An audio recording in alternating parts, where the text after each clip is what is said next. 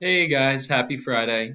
Just a quick reminder, I wanted to show some of you guys just to make sure that you know how to log into Google Classroom. There's still a few of you that are going on to Khan Academy, but you're not actually logged into Google first.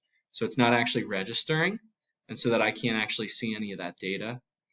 So if you're at the Boyertown home screen, you click the G, you sign in, and I'm going to actually sign in as somebody else.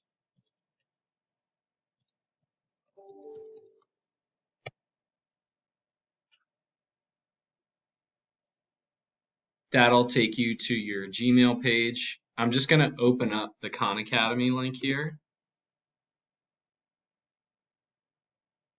So once you get to this screen, mine's logging me in as a teacher, which I don't want you to see.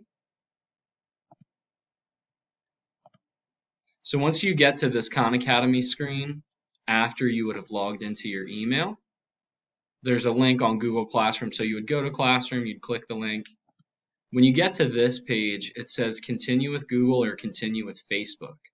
So that's where you want to click continue with Google.